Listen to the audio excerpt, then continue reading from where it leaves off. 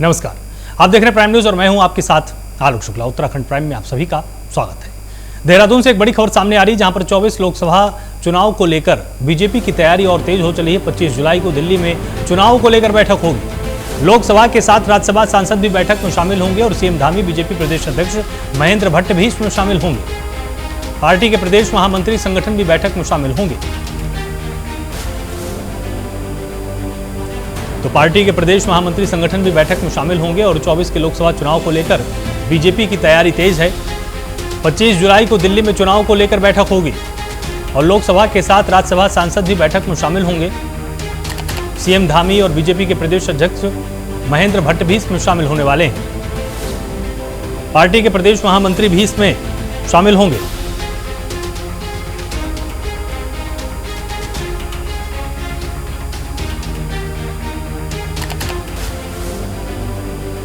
तो CM Dhami, BJP के प्रदेश अध्यक्ष महेंद्र भट्ट भी इसमें शामिल होंगे।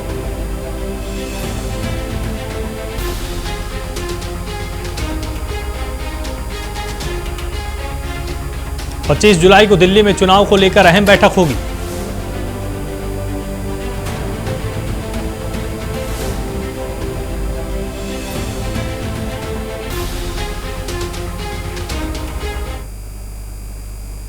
भाई आपको दिल्ली से एक बड़ी खबर बताते हैं, जहां पर उत्तराखंड के सीएम पुष्कर सिंह धामी का बड़ा बयान सामने आया है। नितिन गडकरी से मुलाकात पर सीएम धामी ने बड़ी बात बोली है। उन्होंने कहा कि नितिन गडकरी से टनल हाईवे पर चर्चा की जाएगी। प्रदेश में कई टनल और हाईवे का निर्माण चल रहा है। हरिद्वार में गन्ने की फसल का नुकसान हुआ है। आकलन के लिए आपदा विभाग को बोला गया है और किसानों को उचित मुआवजा दिया जाएगा।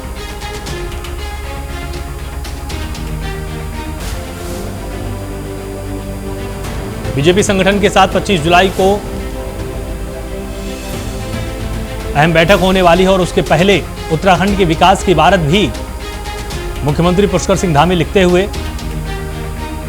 नितिन गडकरी से मुलाकात उन्होंने की और उन्होंने कहा है कि प्रदेश में टनल और सड़कों का निर्माण हो रहा है, उसको लेकर भी नितिन जी से बात की जाएगी।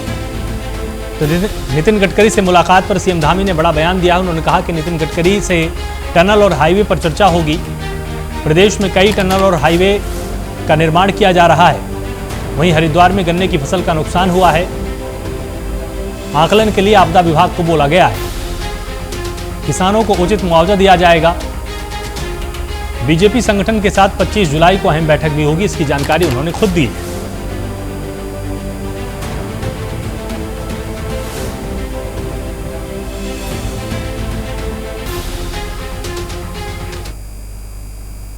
रुद्रपुर में मेयर रामपाल सिंह ने नजूल भूमि का मालिकाना हक दिलाने तक अपनी कुर्सी पर नहीं बैठे थे।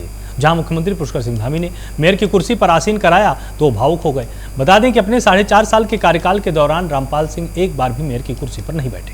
वहीं उन्होंने शपथ ली थी कि जब तक वो गरीबों को नजील भूमि का मालिकाना हक नहीं दिला देते, तब तक वो मेयर की कुर्सी पर नहीं बैठेंगे। जहां विधायक शिव अरोड़ा के प्रयास से नजूल नीति सरल हो गई और लोगों को मालिकाना हक मिलना शुरू हो गया है।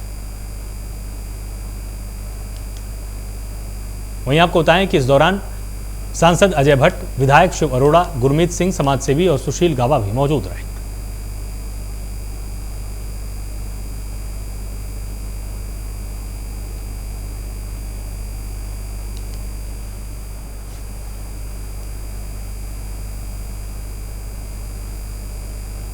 खबर रुड़की से, जहां कृषि मंत्री गणेश जोशी लक्सर पहुंचे हैं और बता दें कि बाढ़ से प्रभावित क्षेत्रों का निरीक्षण कर रहे हैं। वहीं पीड़ित किसानों को बाढ़ से नष्ट हुई फसलों का सरकार से उचित मुआवजा दिलाने का आश्वासन भी दे रहे हैं।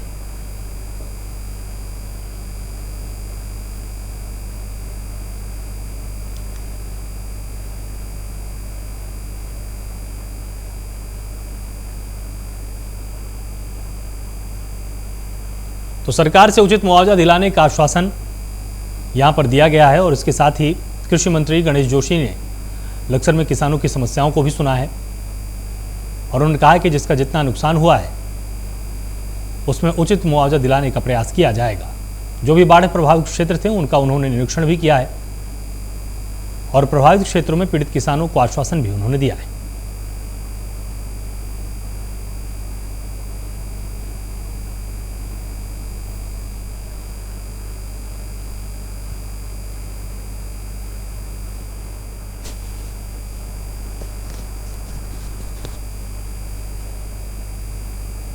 उत्तराखंड प्रदेश कांग्रेस ने विवेचना और परिकल्पना कार्यशाला का आयोजन किया है, जिसमें सामयिक, सामाजिक और राजनीतिक परिदृश्य में कांग्रेस के प्रबुद्ध लोगों ने बुद्धिजीवी वर्ग के साथ चर्चा की। आपको बता दें कि इस विचार गोष्ठी के आयोजन में प्रदेश अध्यक्ष करण माहरा, पूर्व मुख्यमंत्री हरीश रावत, पूर्व प्रदेश अध्यक्ष गणेश गोदियाल सहित कई वरिष्ठ नेताओं ने शिरकत की है। वहीं मीडिया को संबोधित करते हुए पूर्व मुख्यमंत्री हरीश रावत ने कहा कि इस विचार गोष्ठी के माध्यम से कांग्रेस अपनी कमियों को पहचान कर उसे दूर करेगी। साथ ही साथ देश के सामने जो भी एक सामयिक चुनौती है,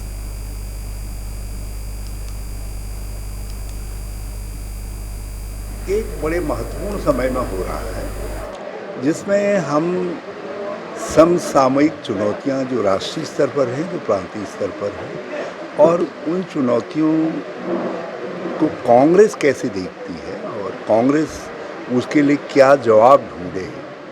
राष्ट्रीय स्तर पर क्या जवाब हम ढूंढ रहे हैं और प्रांतीय स्तर पर हमारे क्या जवाब होने चाहिए, किस तरीके से हम लोगों तक अपनी बात को, अपने दृष्टिकोण को पहुंचा सकें और एक जो भ्रमपूर्ण दुष्प्रचार है उसका कैसे खंडन कर सकें, उन सब विषयों पर यहाँ चर्चा हो रही है। क्या रणनीति हमारी होनी चाहिए और इसमें हम अपनी अंदर की कमजोरियों का भी विश्लेषण कर रहे हैं और जो हमारी शक्ति है उसका भी विश्लेषण कर रहे हैं। कमजोरियों को कैसे दूर करें और शक्ति का ज़्यादा बेहतर उपयोग कैसे करें, ये सब बातें इस चर्चा से उभर करके आई हैं।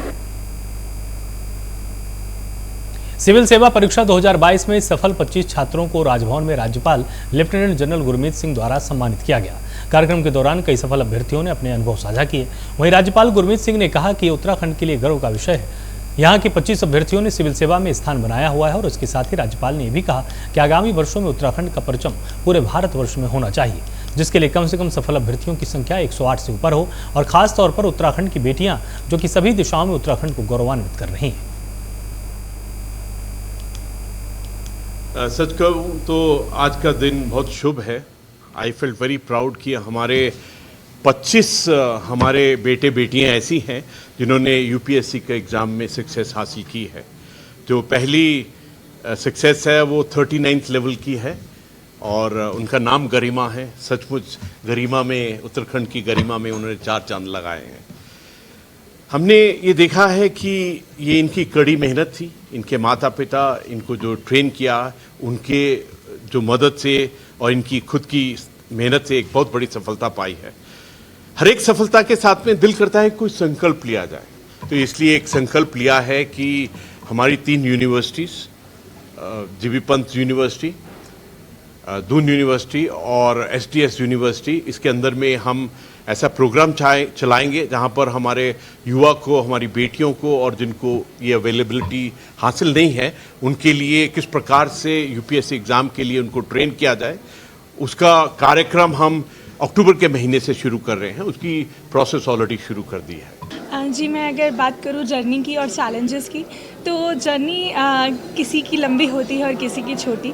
तो मैं यही एक संदेश देना चाहूँगी, जो चैलेंजेस होते हैं इस जर्नी में, जैसे कि सिलेबस कंप्लीशन, हमें मोटिवेटेड रहना होता है, हमें पॉजिटिव रहना होता है, तो इन सब को फोकस करें, डिटर्मिन्ड रहें और इतना अच्छा प्रयास करें। और अगर एक बार में असफलता होती है, लेकिन बाद में कभी ना कभी सफलता ज़रूर मिलती है, तो कोशिश करने वालों की कभी हार नहीं होती।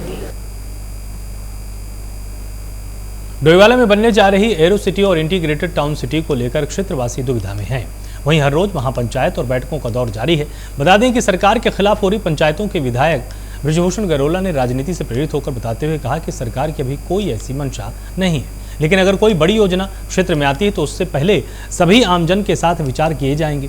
अगर सभी लोग सहमत होंगे तभी सरकार भी उस योजना पर काम करेगी और जमीन का अधिग्रहण सरकार आमजन की सुविधा के अनुसार ही करेगी। जो एरो सिटी का ये विषय आपने कहा है, वहाँ का ऐसा कहीं कुछ नहीं है। कोई भी चीज़ अगर कोई गवर्नमेंट अगर किसी को करती है तो उसकी पहले अधिसूचना जारी होती है और हम लोग लगातार अपने जिन लोगों ने हमसे संपर्क किया, बहुत से किसान भाई मुझे मिलने में आए थे और हमने भी कहा, हमारे सांसद जी ने भी कहा है कि अभी ऐसा कहीं कोई विषय नहीं है। और आप पूर्व में भी देखा है कि हमारा डोईवाला नगर पंचायत क्षेत्र होता था और नगर पंचायत से जब इसको नगर पालिका में लाया गया तो बहुत से हमारे गांव, अटूर वाला क्षेत्र है, हमारा जौली है, कांडालवाला है, विभिन्न क्षेत्र हमारे भानियावाला, एक ग्रामीण क्षेत्र भी हमारा नगर पालिका क्षेत्र में जुड़ा। और आपने देखा कि जब वो नगर पालिका क्षेत्र में जुड़ा तो वो क्षेत्र का बहुत विकास हुआ है, लगातार विकास हुए हैं, बहुत सी सुविधाएं हमने लगातार, हम लोग जो म्यूनिसिपैलिटी क्षेत्र के लिए गवर्नमेंट की होती हैं, विकास योजनाएं होती हैं, उसके लिए लगातार हम लोगों ने किया है।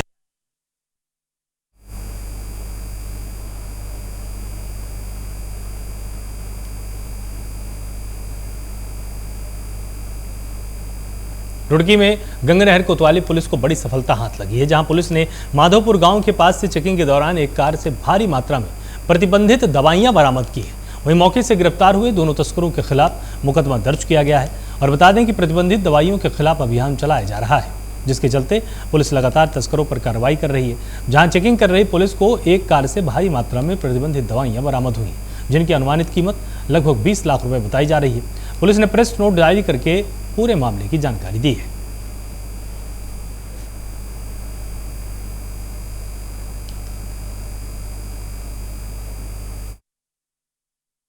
द्वारा चलाए जा रहे ड्रग फ्री मिशन 2025 के तहत समय समय पर ऐसी कार्रवाई अमल में लाई जाती है। इसी क्रम में एक सूचना प्राप्त हुई जिसमें चेकिंग चलाएगी और चेकिंग के दौरान एक वाहन जिसमें 2 व्यक्तियों द्वारा अराउंड 82,000 के आसपास ट्रामाडोल कैप्सूल्स जिनकी कीमत लगभग 20 लाख थी, वो उसके साथ पकड़े गए हैं और इस संबंध में आवश्यक पुलिस कार्रवाई की जा रही है।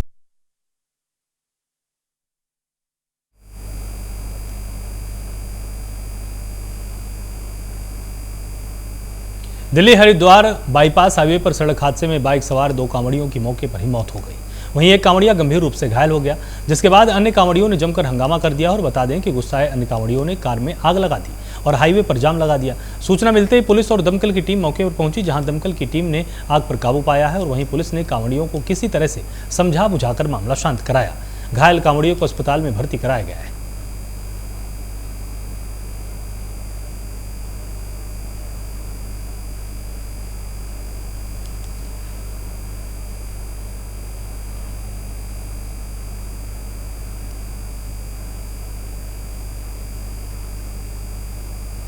खबर थराली से है, जहां बरसाती मौसम के चलते लोगों की कृषि भूमि क्षतिग्रस्त हो चुकी है और अभी भी कई लोगों की कृषि भूमि को खतरा बना हुआ है। वहीं गांव के ग्रामीण विशंबर दत्त चंदोला का कहना है कि बीआरओ ने सड़क चौड़ीकरण के दौरान बुसेड़ी पुल में नए पुल का निर्माण किया था। पुल निर्माण के सर्वे के दौरान बीआरओ के अधिकारियों ने मोटा कमीशन खाकर पुल का अलाइनमेंट बदल दिया, जिससे कुछ चुनिंदा लोगों के फायदे के कारण सिमलसैंड गाँव के ग्रामीणों की कृषि भूमि खतरे की जद में आ गई। पूर्व में भी बीआरओ के अधिकारियों और शासन प्रशासन को इस संबंध में पत्र के माध्यम से सूचना दी गई, लेकिन शासन प्रशासन और बीआरओ के अधिकारियों ने एक न सुनी। सुरक्षा की दृष्टि से जो दीवार सही नहीं बनी, वो मलबा आने के कारण अब टूटने लग गई है। गांव के ग्रामीणों ने शासन प्रशासन, सरकार और बीआरओ से उचित मुआवजे की मांग की है।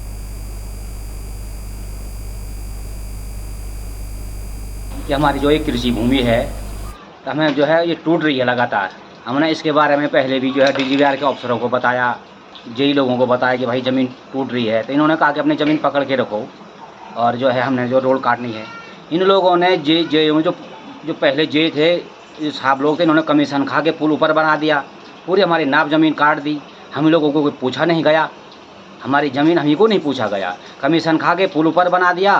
कुछ आदमियों का जो है फ़ायदा करा दिया, उनको कमीशन मिल गया और पूरी हमारी जो ज़मीन है नाप ज़मीन कृषि की, वैसे भी हम भूमिहीन लोग हैं, हमारी पूरी कृषि की ज़मीन इन लोगों ने काट दी है। रुड़की के रायसी रेलवे स्टेशन के पुल पर रुकी ट्रेन में आग लगने की सूचना से अफरा तफरी और भगदड़ मच गई, जहां जान जोखिम में डालकर यात्री ट्रेन से उतरे और पुल के किनारे से जान बचाते हुए भागने लगे। बता दें कि किसी ने ट्रेन की चैन खींच दी। चैन खींचते ही ट्रेन की ब्रेकों में से धुआं उठने लगा और धुएं को देखकर ट्रेन में सवार यात्रियों को लगा कि ट्रेन में आग लग गई। ट्रेन के सहारे पुल से यात्री अपनी जान बचाते हुए भागने लग गए और कुछ यात्रियों ने तो जान बचाने के चक्कर में पानी में छलांग भी लगा दी, जहां किसी स्थानीय निवासी ने वीडियो बनाकर सोशल मीडिया पर वायरल किया है। वहीं सूचना मिलते ही रेलवे के आला अधिकारी भी मौके पर पहुंचे और बमुश्किल ट्रेन के ब्रेक ठीक करने के बाद ट्रेन को रवाना किया गया।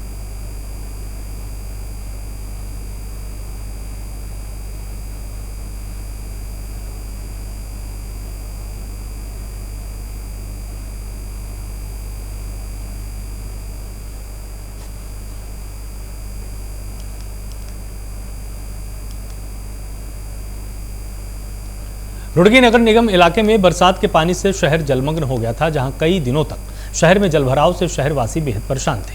वहीं नगर निगम मेयर गौरव गोयल ने कहा कि जलभराव की समस्या को दूर करने और निगम की सफाई कर्मियों के लिए आवश्यक उपकरणों, ट्रैक्टर, कूड़ेदान आदि को लेकर आगामी 25 जुलाई को बोर्ड बैठक में प्रस्ताव रखे जाएंगे। शहर के विकास के लिए काम किया जाएगा।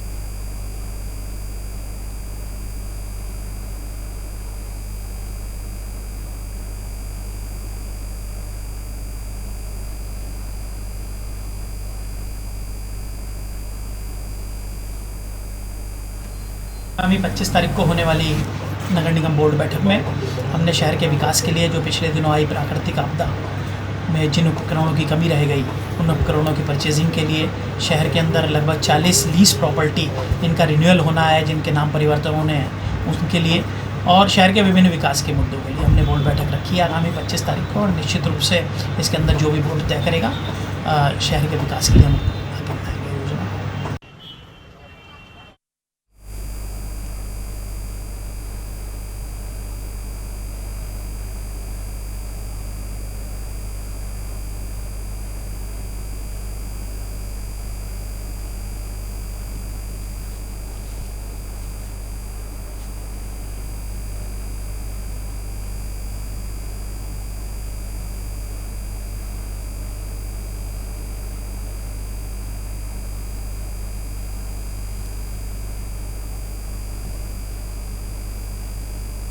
जोशीमठ में चमोली करंट हादसे के बाद यूपीसीएल विभाग सजग हो चुका है, जहां विद्युत विभाग ने नगर क्षेत्र के पुराने डेंजर जोन के एलटी विद्युत पोल बदलने की कवायदें तेज कर दी हैं ताकि चमोली हादसे जैसी घटना दोबारा न हो। बता दें कि विद्युत कर्मियों और पालिका प्रशासन ने विशेष अभियान चलाकर आम जनमानस के लिए सड़े गले खतरा बने डैमेज एलटी पोलों को बदलने की प्रक्रिया शुरू कर दी है। मुख्य बाजार में यह अभियान शुरू हो चुका है और उपखंड अधिकारी विद्युत वितरण उपखंड के निर्देशन में यूपीसीएल ने कार्मिकों के युद्ध स्तर पर एलटी पोल बदलने की कार्रवाई शुरू कर दी है, जिसके तहत सुरक्षा की दृष्टि में नगर क्षेत्र की विद्युत व्यवस्था और यातायात व्यवस्था बाधित है, जो कि शाम को सुचारू हो जाएगी।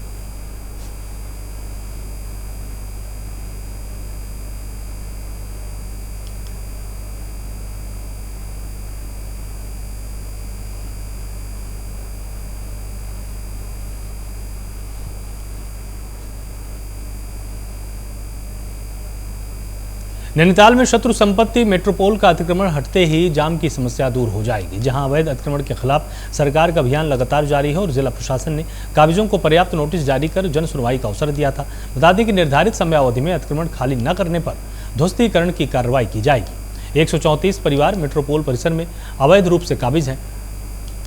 जहां को बताएं कि मेट्रोपोल में अतिक्रमण हटाकर पार्किंग बनाई जाएगी और वाहनों के अत्यधिक दबाव से राहत मिलेगी। पार्किंग निर्माण से शहर में वाहन सुनियोजित तरीके से पार्क होंगे।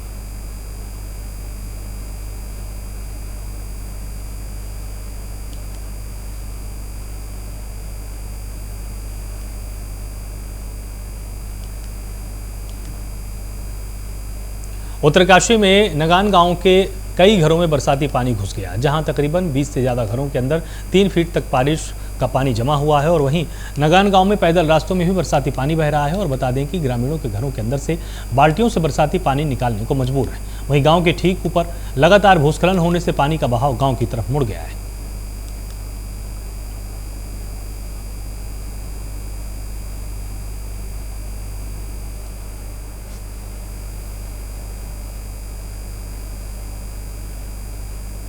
उत्तराखंड प्राइम में फिलहाल इतना ही। आप लगातार जुड़े रहिए प्राइम न्यूज़ के साथ। नमस्कार।